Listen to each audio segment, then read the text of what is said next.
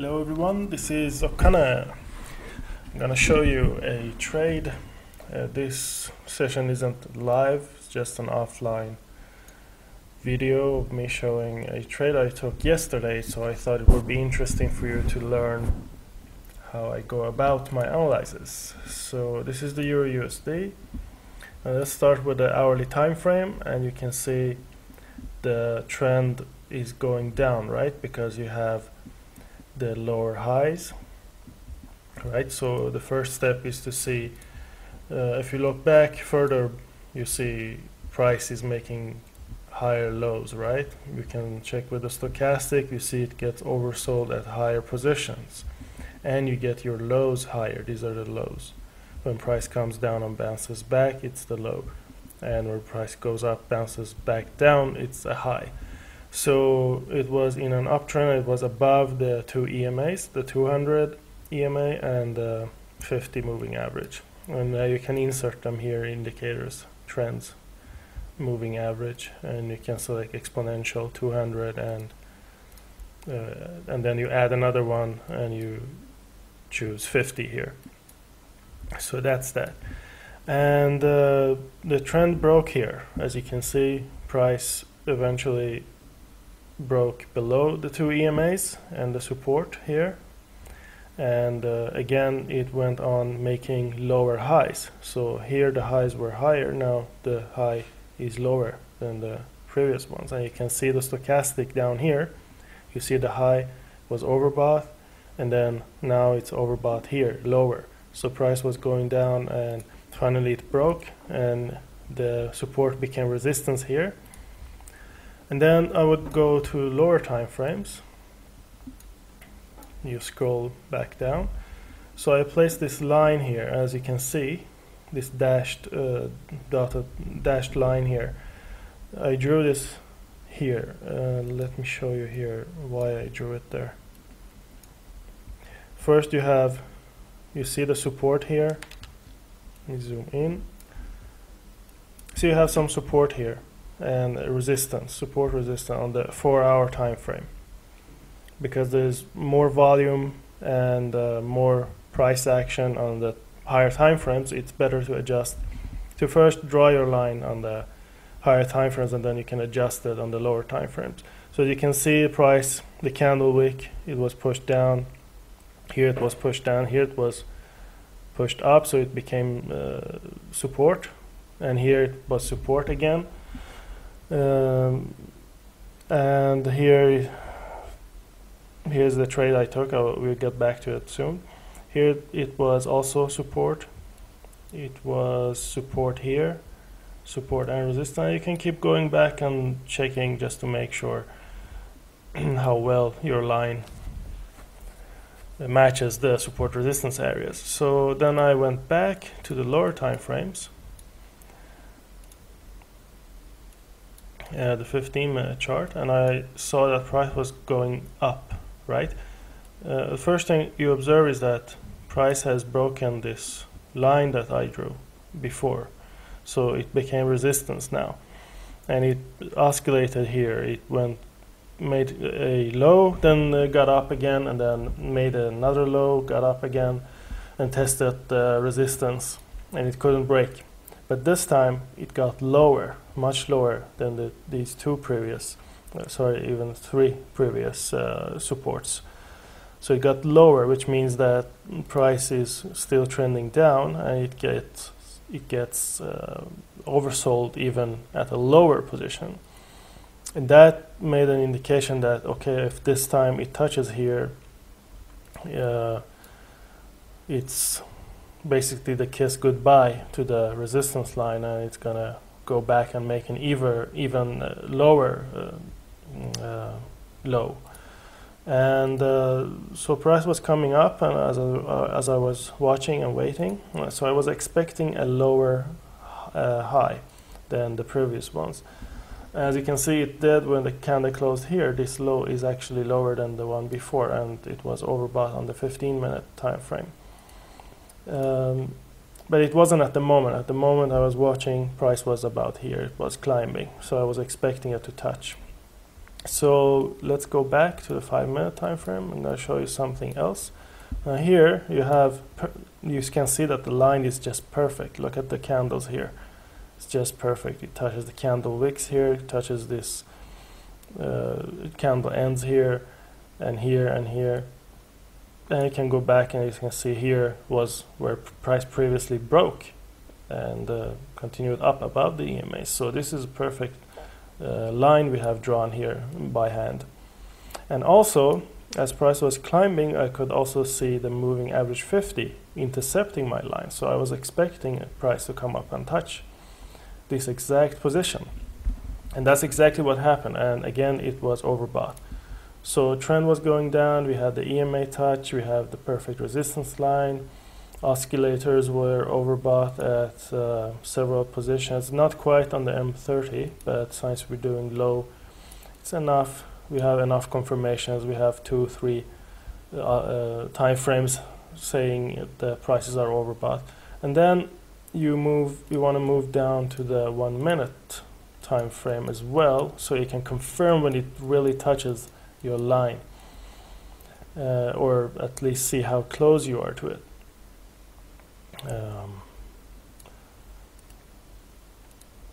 Guessing it was this one, right? Yes. Oh, here we are. Sometimes hard to find. So price was, basically resting here for a few minutes, and so you have to be patient and don't jump in the trade. You have to wait for the price to get as close as possible to your line. So I entered at this candle here because I'll tell you why. Because I was expecting a full huge drop, and I thought if the next candle doesn't touch, it's gonna eventually, it might probably drop. But I was also aware that it could go up and break it before it fell down. So I gave this trade about 10 minutes.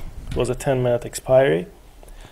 And so as you can see, as soon as I entered at this high here of the candle. It was at 571, but price kept going up about almost 3 pips against me, almost, and then it dropped. Just 3 minutes later I was in the money, and let's see, 5, 6, 7, 8, 9, 10.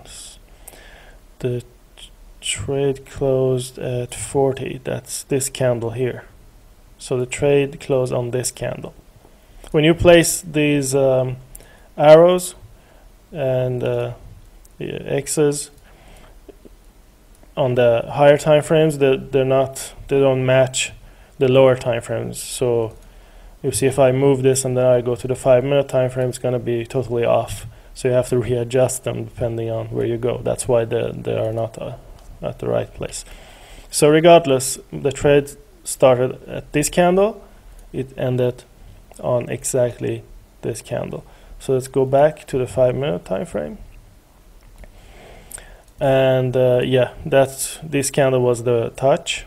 So at the high of this candle, so exactly touched the line I was waiting for, and the EMA that I knew it was going to touch, and price was overbought when it did. So it fulfilled the analysis that we made prior. So this is why trading isn't gambling, because you do all those analyses and you know where price is going and you know what's going to happen, that the sellers are going to enter the market like before. So people are predictable and they do the same things over and over again.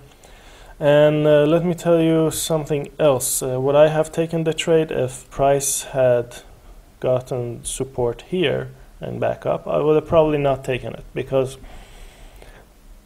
a reason why I decided to enter because usually when the price during a short time attempts to break a resistance or support, I'm a little bit reluctant to taking a trade, because I'm afraid it might break my line.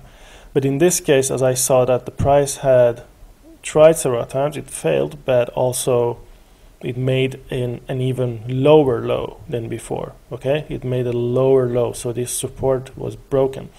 And also these touches before, let's see here, 15-minute time frame. There, the 15-minute wasn't overbought on this trade, on this position. It was almost overbought at this position. So now it was getting overbought at a lower position. So those are two things that led me to take this trade. And price did come up an additional time. So actually 1, 2, 3, 4, 5, 6 times. And I didn't take this one because now, as you can see, the low was higher. Even though it's on a lower time frame, I was skeptic towards taking another put here. And as you can see, it finally did break. So this could have happened here. We couldn't have known. So it was too risky to enter a second time. So I hope you understand. Again, remember, this was a 10-minute trade, and I started my analysis on the 4-hour time frame. So that's why the trades are accurate.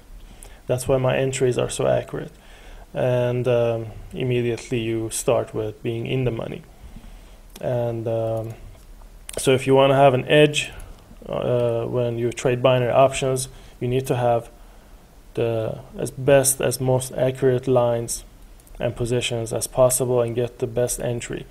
And some of you might wait for the candle to close. Usually I'm not the type of trader that waits for the candle to close. I enter immediately when it touches because I know my lines are accurate. And since I know that, I'm also confident with entering the trade right when it touches the line. So I don't wait for the candle to end here because then it would go against me. So I hope you learned something today, and let me know in the comments below. And we will be doing live sessions again. One session is today, later today. You can go to CommuniTraders.com in the forums, in the beginners forums, and you will find more information about our Skype group and our live sessions. It's a good education for newbies, and it's free. So please let us know. And if you want, you can add us on CommuniTraders-live on Skype. And please go to the CommuniTraders website. Here it is. Okay, so please check this out. You can use our demo when you want to trade. It will show you, check the tour. You have to sign in to be able to use it. And go to the beginners launch, and you can read about our Skype group. You can also go to school on the main site. School. And a lot of things, a lot of indicators that I talked about, the EMAs, the stochastic, everything is explained in school, and you can also search for it. So we have lots and lots of articles explaining everything you need to know. Okay, thanks for watching.